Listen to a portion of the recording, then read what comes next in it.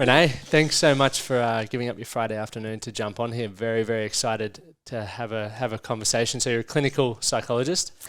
So I'm a general psychologist, but doing my clinical psychology registrar program. So what's the difference between general and clinical? Yeah, so I guess it's in the training. So a clinical psychologist will either have a master's or doctorate in clinical psychology. So I've done my master's in clinical psychology. But after that initial training, we have to be registered first as a general psych, and then we do 2 years of practice where we have to do additional professional development and supervision. And then at the end of that period of time, we're then registered as a clinical psych. So it's just a little bit extra training. Yeah, that's good. How are you finding it so far going through that on your way to the clinical part of it? Yeah, really good. Really enjoying the professional development. So the learning just doesn't stop. Yeah. You carry on with the learning. But it's great because in the master's program, you kind of learn about everything, right? But then when we go into our careers and do our professional development, we can kind of hone our skills and do additional training in what we're particularly interested in. So it's nice to learn more about what I'm interested in. Yeah, definitely. Yeah. What's that field for you that you're interested in? Trauma. Straight to the heavy stuff. What drew you to the trauma space? I think it was just exposure to a population of people quite early on in my career who had experienced quite significant trauma. And just being able to connect with those people and have them, I guess, really trust me with their trauma. It's a really special thing. We're getting a fire alarm today here on the podcast. How exciting. Perfect. Good timing. Cool. Carry on. I was like waiting for an alarm and there's no alarm. Yeah. Oh, well, there you go. The perks of doing a podcast in the home studio. So with the exposure to people with trauma, how common is it for people to, does everyone have trauma? Or well, I guess everyone has their own trauma. Right. So obviously there's degrees of trauma, but that's quite subjective. But, research shows 1 out of 3 people have experienced a trauma in the last few years. Wow. And there we go. We got it. We got the...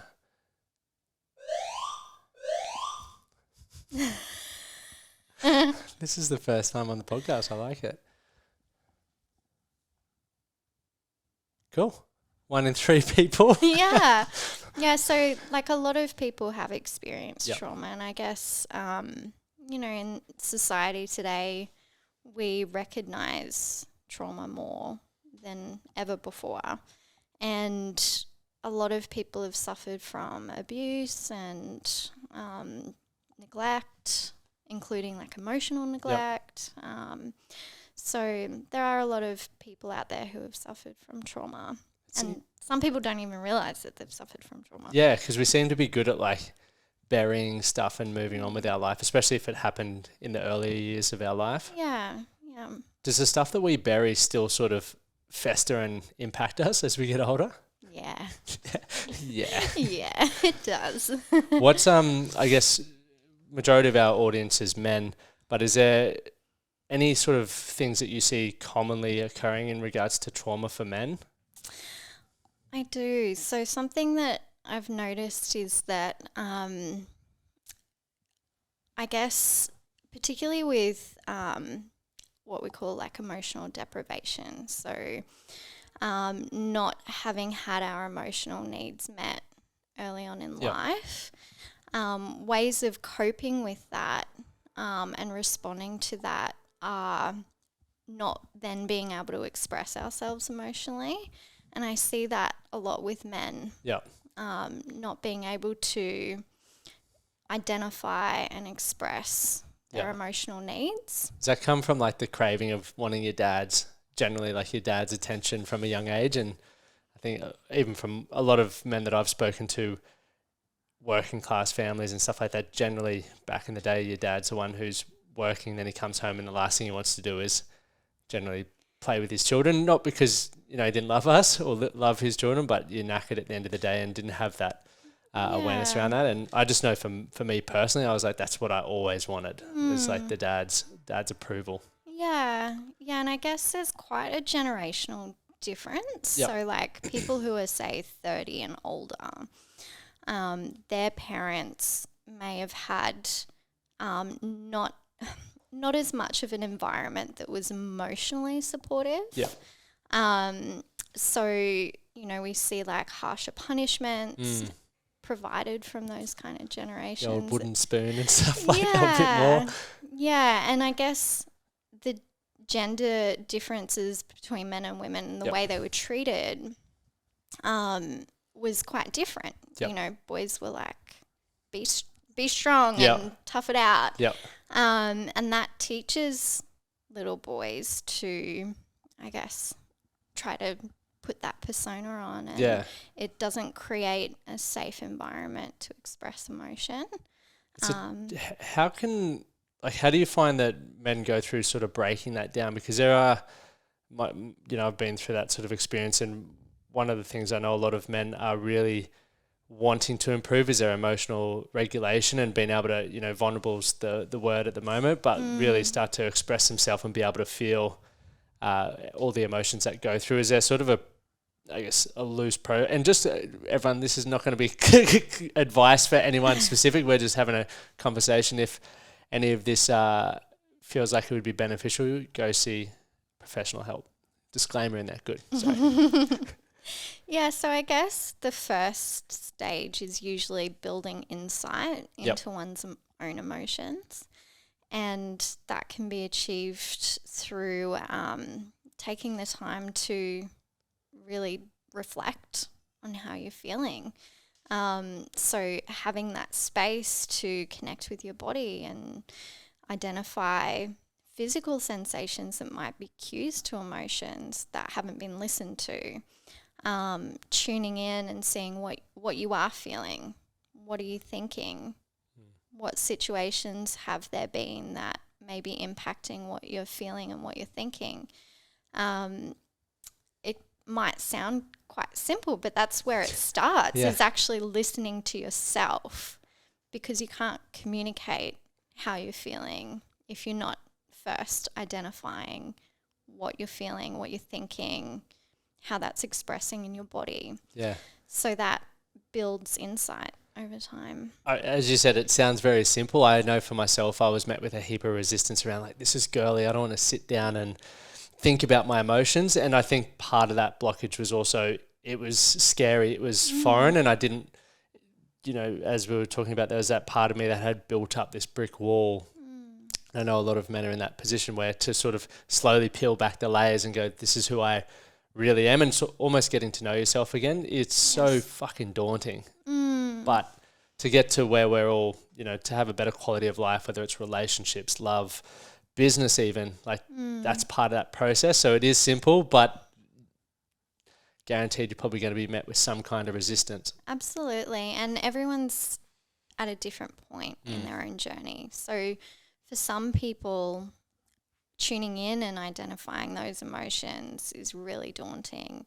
For some people, tuning in and identifying their thoughts is really daunting. But a good place to start is physical sensations. So tuning in, is my heart beating a little bit faster today? Am I feeling tension in my body? Do I feel some tightness in my throat, in my chest? These kind of physical sensations can be cues to emotions that we're maybe not connected to quite so well. So tuning into those physical sensations is a nice start.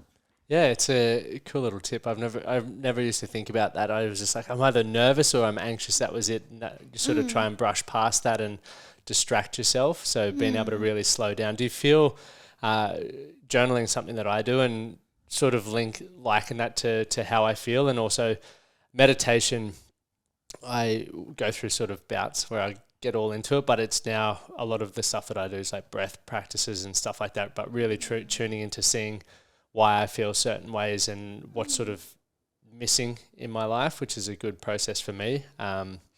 I still got a lot of shit to work on though, don't get me wrong, but it's all part and parcel of it.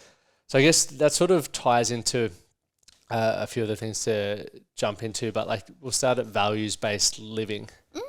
It's values for a lot of the people I follow on social media. Values is a big thing, and I guess learning how to live that from your life. So I guess reflecting on the values across different domains of your life. Firstly, what is the values-based living, I guess, idea or concept, and how do you implement that into your life? Yeah, so I guess a lot of us, we can be quite goals driven, right? So you set some goals, you work tirelessly towards those goals, and then you meet them, and then it's like, oh, okay, next. That's it, yeah. And then you move on to the next one. And sometimes we can even think, oh, when I meet this goal, then I'll be happy, satisfied, whatever it is. But for anyone who lives like that, if you reflect back on goals that you've already met, is that what really happened? And oftentimes it's not. We just move on to the next goal. And that can just keep happening throughout life. So values-based living is connecting to the why. Why is this particular goal important? So we can think of it like a goal is like a destination. Yep. But the value is the direction, the compass. It's the north, it's the south, east or west. Yep. It's the direction that there's no end point. We keep working towards that because it has so much meaning for us. When we can identify what we really value, there's a lot of intrinsic motivation in that. So motivation that comes from within us as opposed to some kind of external reward. It has that drive. We have that drive to always work towards that value. And it's fulfilling. It's meaningful when we're working towards that value. We can then look at goals from a values-based perspective and break it down into like mini goals. You know, it becomes more about the process as opposed to the end. Destination. How do people go about finding their goals? Because I feel like especially over the last couple of weeks, the most common response I get to blokes is, I don't know where I want to go, and what if I make the wrong decision? Yeah. So for the men sitting in that sort of position, how do they go about piecing that together? Yeah, so doing some reflective exercises can be helpful to start to untangle what really matters to us. So these exercises could look like at your whatever next big birthday you have, 30th, 40th, 50th, 60th. If you kind of imagine yourself there and you imagine everyone in your life who really matters to you there, and one of the most important people in your life is making a speech about you and describing you as a person, what would you want them to say? It's pretty deep when you think about that. Yeah. I mean, another way to do it is like, what would you want someone to say at your funeral? So, you know, that can be quite hard for some people to think about, but, you know, we're all going to end up there. And what would we want someone to say about us? What would we want our legacy to be?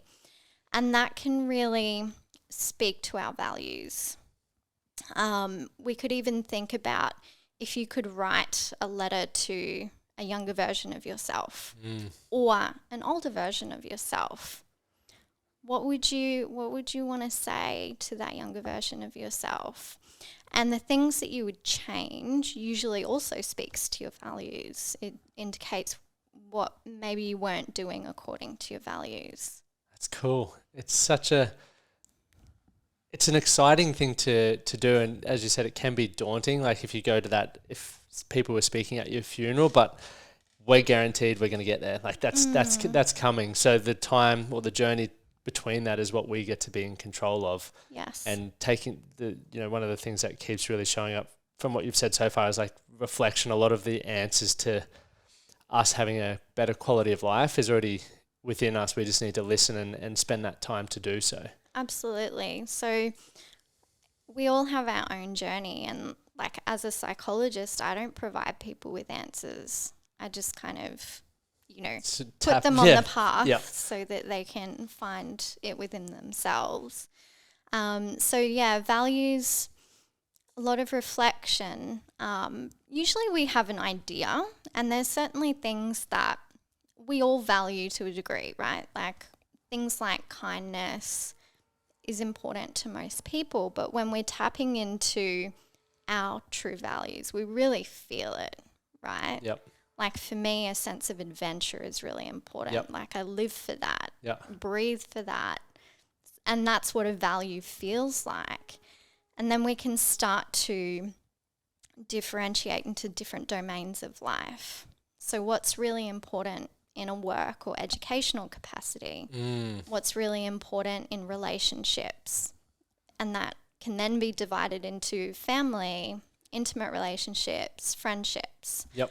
What's important in terms of personal growth, health. And yeah, definitely. And then leisure as well. What's important for us to recharge? It's so cool because we use the we've got this 8 areas all men must master, and I say must master because it's actually taking the time to think about what you value and what's really important to you in those areas and how can you improve upon them. And it's not just always saying, I'll never be able to get a 6-pack. It's like, well, what would you need to learn? Is it about nutrition, recovery, movement? Relationships is one of the most important things for a lot of blokes, right? We sort of crumble when we lose a relationship, and it's the second biggest reason why we take our own lives by suicide. And so learning things like how do I communicate, how do I express, what's really going on for me. All of these things are little, I guess, skills that we can develop in those areas to really prove that we value whatever it's sort of diving into. And I think often we also don't realize that a lot of these skills or values are transferable into other areas of our life. So if you're improving your communication with your partner, it's going to impact your work, or it's going to impact your time with your mates as well, because it's a skill, and it's like building a muscle. The more you flex it, the better it gets. Absolutely. And the bigger it gets as well, which is cool. And also you're going back to, you mentioned before, intrinsic motivation. It's like when you know why you're doing it, it's a lot easier for you to remain consistent throughout it. Just quickly, while we're back on intrinsic motivation, do you think it's important, like extrinsic motivation still valuable for us as people as well? Yeah, absolutely. There needs to be a balance. So if we think of work, for example, an extrinsic motivator is what you get paid. Yeah. Right? Definitely. It's a reward for the hard work that you do. And without that, like that's an important motivator, and it's very relevant. But we also need to have that intrinsic motivation as well. Why are we doing the work that we're doing? Why does it matter to us? So both are important and need to be in a balance. Yeah, you just can sort of lean on one or the other as you're moving through that. That's brilliant. What of then living by your values daily? Like, how do you sort of implement that? Because I mentioned the 8 areas, but you also mentioned multiple areas of your life. Like, how do people, I guess, even put on different hats to prioritize that? Because it can be very easy. I'll put my hand up for this, like to just go work's my main focus, and you forget about so many other things in your life. So identifying what really matters in the different areas of life is, I guess, that first step. And also reflecting on where you're at in terms of how much are you living according to your values in those different areas of life. And, this is drawn a lot from a therapeutic approach called acceptance and commitment therapy. And part of that is really reflecting on your values. So within that, we look at how much are you living according to your values. So, for example, for me, my sense of adventure is not like I guess it's a little bit relevant in the workspace, but that's more like my leisure time, right? Yep. How much am I living according to that value at this point in time? And if one identifies that, oh, I'm actually not living according to that value, simply noticing that can be motivation within itself to then start to make some changes in the personal life. Yep. But we can start to sprinkle our values into everyday life. So, for example, if you identify that being really independent is a really important value, you can sprinkle that into all different areas of your life. So at work, for example, if it is feeling like a real slog and you just don't want to be there, simply reminding yourself that being here allows me to be independent. It's allowing me to be the person that I want to be. Yep. Just that reminder can act as a bit of a motivator to then get through that slog. So continuing to check back in on the why really is important. Yeah. Reflection is just the key, the absolute key. I guess why we're sort of in this being reflective and mindfulness, almost like present moment awareness. What is it, and what's like the science behind mindfulness? Because mindfulness is definitely a buzzword, and I feel when I got into mindfulness, once again, I thought it was for like a specific kind of person, and it was not something that I did coming from a rugby background, but it's been game changing for me. Yeah. So many of us live in the future or in the past. We're thinking about what's coming next or what's happened. So present moment awareness is about bringing yourself back into the now, and living in the present moment. I mean, how often do we zone out of conversations, drifting off into thought, and we miss what someone important to us has said? Or maybe we're somewhere really beautiful, but we're thinking about something that happened last week and we can't even see what's in front of us.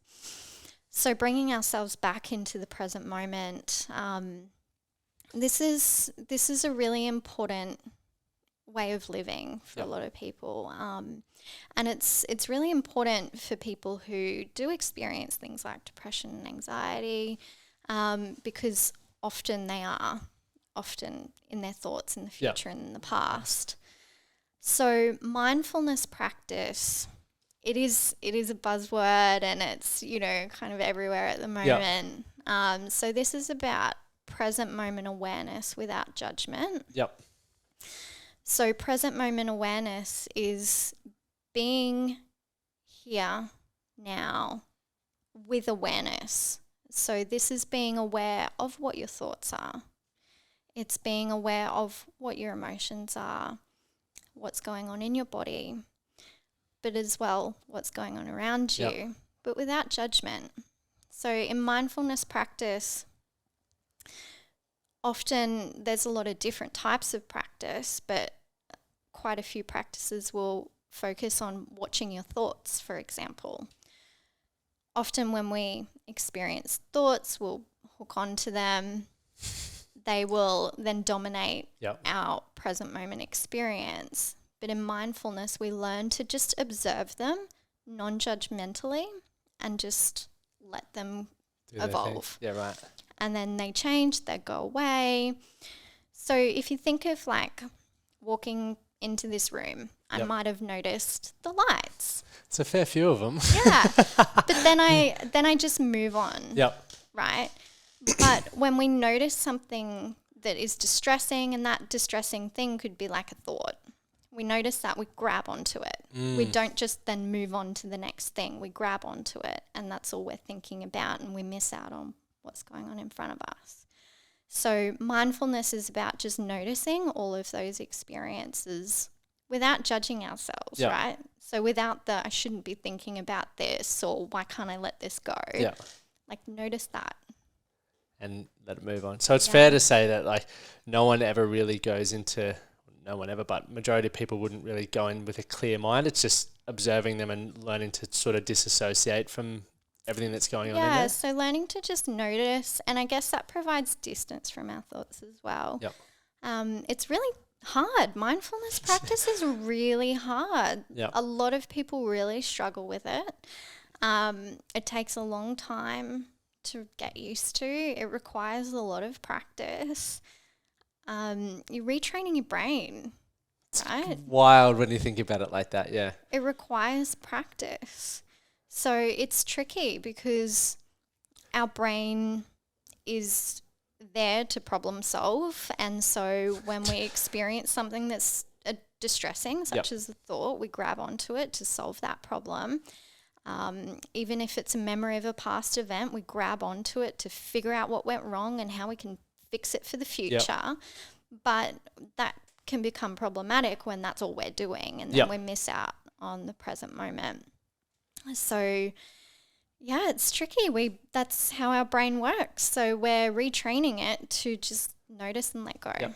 I find it challenging as well because for me, I love seeing progress. Like, so in the gym, if you start sweating or you feel exhausted, same with lifting weights and stuff like that, you know it's working. And for me, mindfulness, even though it's challenging me mentally, I'm like, I'm not doing anything. I'm literally sitting here. Yeah.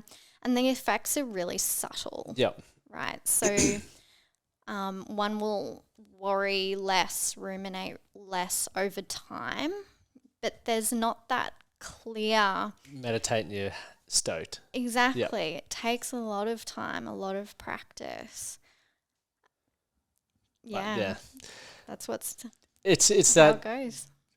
Is it Jocko Willink who says discipline equals freedom? And I guess mindfulness is one of those things where discipline is extremely important, and consistency, like to just show up, even if it's 2 to 3 minutes a day, just keep working on that. And I remember the first time Calm sucked me in with it has the streaks on it. Calm's a meditation app. Yes.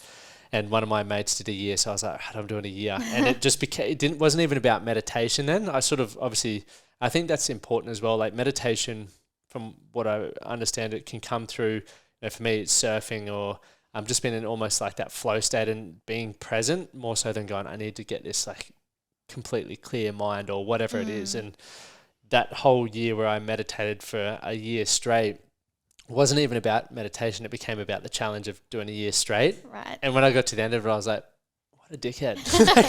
You forgot the point. And I think, going back to that, it's important to be mindful of why you're doing what you're doing. And if mindfulness and rewiring your brain and understanding your thoughts take time to do that. What do you feel about, I guess, putting it down on paper? Do you feel that's beneficial, or is it more so mindfulness just sort of sitting there and thinking?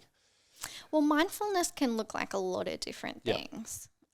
So it can be going for a bushwalk and tuning into what you can hear and really being present with what you can hear. Yep. Mindfulness can be engaging in artwork. Yep. Mindfulness can be of the breath, just watching the breath, noticing the breath. It can be of noticing thoughts. So it can look like a lot of different things. Yep.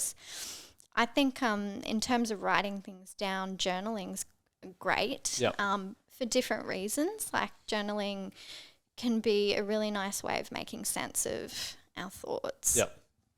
It's not for everyone. Yeah. Quite a few people who I recommend it to will come back and be like, nah, not for me, mate. But other people love it. Yep. So definitely worth trying. Definitely. Yeah, there's so many cool tools.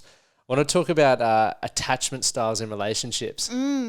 This is interesting, and it's not really something, I've read the 5 love languages, so I guess I learned about love languages, but then when I went down the rabbit hole of attachment styles, it's so fascinating. It is so fascinating. So what are the different types, and sort of how do we go through that process of implementing it into our relationships too? Because it's obviously beneficial to understand where you sort of sit on that, and obviously for your partner as well. Yeah, so we all generally fit into a certain attachment style. There are 3 main attachment styles, and then some kind of other attachment styles that less of the population fit into. So we have securely attached people, anxiously attached people, and avoidantly attached people. All of them are adaptive in their own way.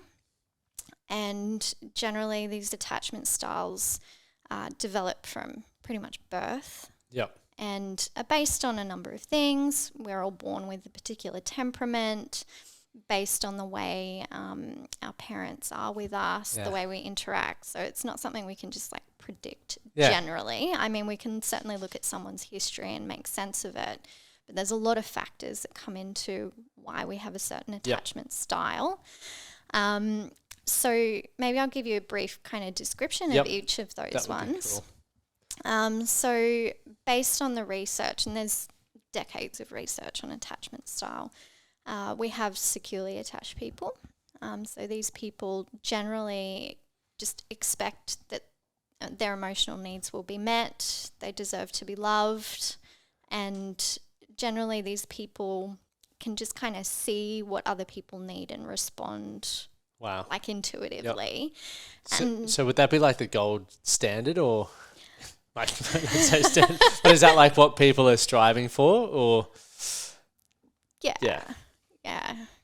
So the gold standard. I was like, just pictured a gold star from primary school and it's like. So like I think based on research, around half the population fit into this category. Oh wow, yeah. Which I also found quite surprising, but that's the research, I guess who's participating in the research as well is a good question to ask. So these people generally, find it quite easy to navigate relationships. Obviously, we all have difficulties in relationships, but generally they can kind of see what their partner needs and respond to it. Yep. Anxiously attached people generally will have more of an expectation that their partner will kind of like leave them, or so they're more prone to feeling anxiety in a relationship. I felt that for a long time, and that was like my own behaviours sort of definitely led me to be that way, and it wasn't fun. For sure. So there's generally an expectation that the other person will leave them or not want them. So they'll try to, I guess, this can look like wanting to, plan things to kind of feel a little bit more secure in that relationship, or to work towards those milestones a little bit quicker. Yep. And would that be linked to like low self-esteem or self-worth as well, potentially? Potentially. It's quite complicated. Yep. So, usually it's linked to certain beliefs we have about ourselves. But generally these people will tend towards feeling quite anxious in those relationships, and the kind of self-talk that might go along with that could look like low self-esteem or low kind of self-worth. So someone in, I guess, who sort of is resonating with what you're saying there. So how does you sort of look to start progressing through that? Like obviously seeing a psychologist, and is there any other like at home sort of tools and tricks that?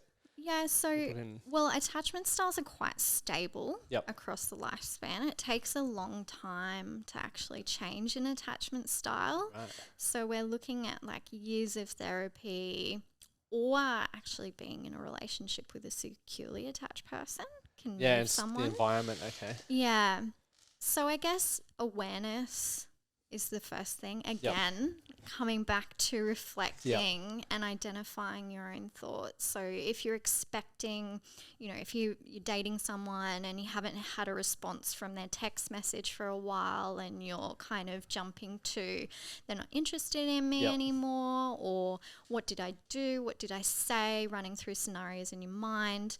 I guess taking pause and thinking about what you're thinking, how you're feeling.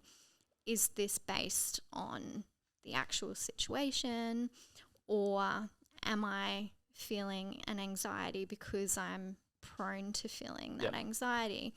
But at the same time, everyone has their needs. So someone with a more anxious attachment style, learning what your needs are. Maybe you need a little bit more verbal reassurance from your partner. Maybe, it's really important for you to have them respond in a consistent way. Yep. And that's okay. Communicate that. Yep. Right? It's growing the relationship. Yes. So that's an anxious attachment style. Sorry, another quick question. Yeah. How would someone who's dating or is their partner may be in that anxious style, are there any sort of things that I guess you can communicate to get them to sort of start looking at maybe what their wants are or their needs are as well? Yeah, so someone with an anxiously attached person, providing reassurance is really important. Yep. So being able to identify, I'm sorry I didn't respond to you for X amount of time. Like, I can see that that's made you feel quite anxious. What can I do in future to help make you feel more secure in this relationship? Yep. That's cool. I like that. And the last attachment style? Avoidantly attached people. So these people, I guess, they sit into that kind of lone wolf kind of category a little bit more. So having someone need them can feel uncomfortable. And when they feel that attachment start to form, these people typically pull away a little bit. They can start to think about past relationships as an ideal, or they might have a bit of the grass is greener kind of perspective. Yep. And sometimes they can pick out little flaws in their partner as well, which makes them pull away from people. So I guess the avoidantly attached person will default towards pulling away, as opposed to the anxiously attached person who will default towards coming towards. Yeah, gotcha. So they're a little bit more opposing. So an avoidantly attached person still craves an attachment to someone else. They want that attachment. It's just really hard for them. Right, okay. It's harder it's for like them. A magnet, just trying to put magnets together. And Yeah. So I guess these people want a little bit more space. They may come across as quite aloof at times. Yep.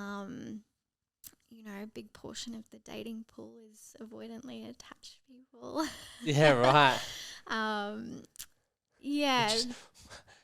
So for all those people out there, like, what's that? How do they work through that? Obviously, is it a similar sort of process to work through that years of therapy and work as well? Yeah. So with an avoidantly attached person, it can be important to do things like reflect on what you're grateful for in your relationship, so that you're not kind of focusing on what's giving you the ick or, comparing to other people. Yep. So really focus on what you're grateful for in the relationship. Yep. Again, communication is key. So if an avoidantly attached person is with someone and they, having their own space is really important to them, communicating that to someone. So I'm going to go and spend some time by myself. It's nothing about us. I just need some space for myself to rest and recharge. You're probably not going to hear from me for this amount of time. See ya. Bye. Yeah. So communication is really important. Yeah. Second thing two things that are popping up is the reflection and the communication are definitely important things to develop and work on, that's for sure. Is there any, for those people obviously seeking out therapy and working on those things, is there any way that is there like quizzes that people can take to, I guess, get a rough idea of potentially what attachment style, or do they need to see professional help for that? Or look, there's a few different, if you see a therapist, they'll work through that with you. What's coming to mind, there's a really great book on attachment styles, which is amazing for just general public. I actually brought it with me today. Oh, really? Yeah, I did. It's called Attached. I literally got it up on my bookshelf up there. Yeah, I haven't read it yet. Read it. It's so good. Those ones are there and my next ones to read. Yeah. So Amir Levine, Rachel Heller. Yep. Super digestible information, talks about the 3 kind of main attachment styles in detail in terms of what it looks like. There's a couple of quizzes in there, and like, disclosure, I'm not getting money from like promoting this or anything like that. It's just a book that I think is really great. Great resource. So it has like quizzes in there to help you identify your attachment style and help you identify other people's attachment styles based on their behavior. So there's certainly... So funny. That's awesome. There's certainly quizzes out there. Yep. I can't think off the top of my head any specific ones. Get that book.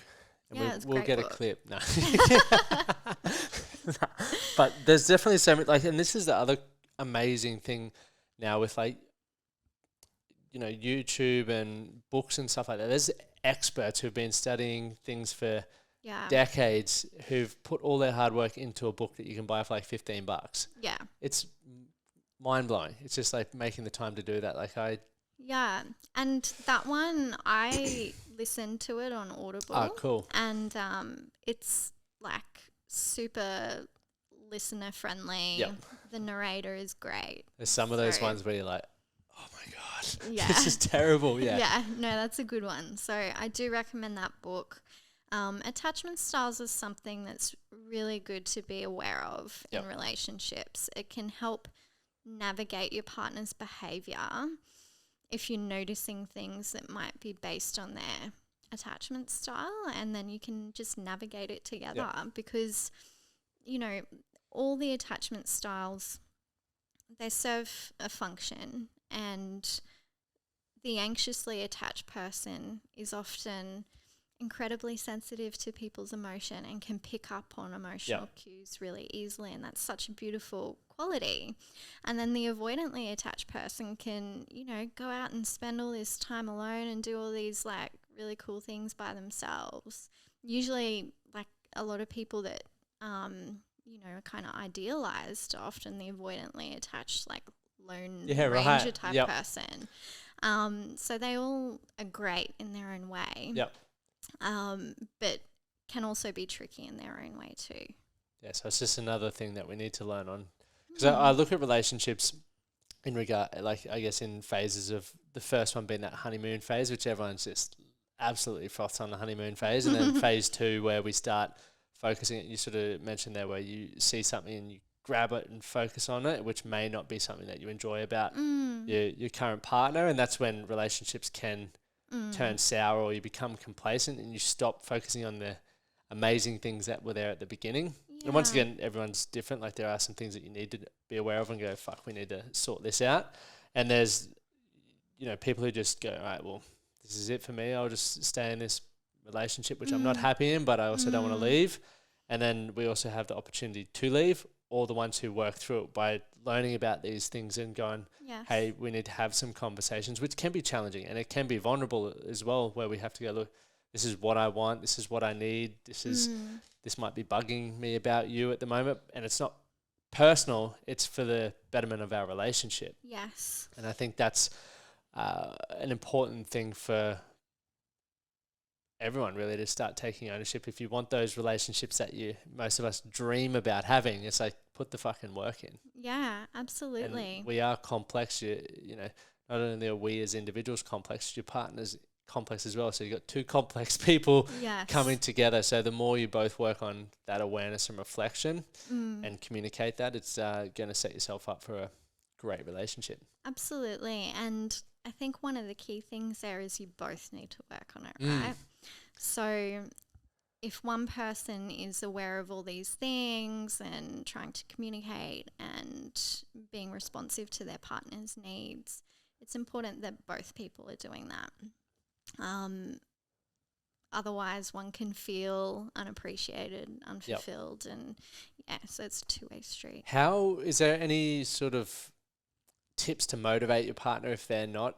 Because that is something as well, especially in our academy, where there's a lot of men who are obviously taking that step to get in, I guess, a personal development and be better. And sometimes they say, oh, my partner's just not interested in it. And they're often very excited about what they're learning and wanting to try these exercises and improve their relationship. And it's just like talking to a wall. Yeah, it's hard. Yeah. I guess including your partner in things. So, hey, like I learned about this thing. Do you want to listen to this podcast episode with me in the car? Or, hey, do you want to do this exercise together? Like, it would mean a lot to me if you do this with me. Or, hey, do you want to read this article that I came across? I'd really love to hear what you think about that. So including the other person. And hopefully through that experience, they have a little bit of motivation sparked to be like, tell me more about this. But again, there's only so much we can do, right? If someone's just unwilling to participate, then that's where they're at in their journey. Yeah, and sort of got to deal with that as it pops up. Yeah. That's awesome. Thank you so much for coming on. I've got so much out of here, and there's so much more I want to look into. And it's funny that you brought that book because it's literally been on my bookshelf. I bought it just before I went away, and I was like, that's what I'm going to read. But then I've had different books come through, so I'm just trying to get through. There's so much to learn and read, but I'm excited to learn more about the attachment styles because I think it's something that I definitely need to understand. And you're extremely busy as well, so I really do appreciate your time, and it's exciting to know that the work that you're doing, especially within our community at Brisbane, and unfortunately is so busy that there's a big wait list. It's good. It's a good and bad thing, and you're also managing your time. That was one thing that we were talking about before, was like how you look after yourself. And I guess to wrap it up, what would be a few good self-care tips that you have for yourself in the line of work that you are, but also trying to stay happy and motivated throughout life? Yeah, for me, again, connecting to my values is really important. So for me personally, getting out into nature is just so important. If I go out for a hike, I'm so recharged. So getting out to nature, exercise, eating, like all the things. Yeah, all the things that we everyone know that we should do. But connecting with what matters for me is really getting out in nature. So I guess that's what works for most people, is connecting what matters to you to be able to recharge. Yeah, awesome. And can people follow you? Are you on socials that people can follow, or nah? All good. Sorry, cool. guys. Everyone's like, oh. Thank you so much for coming on. Thanks for having me.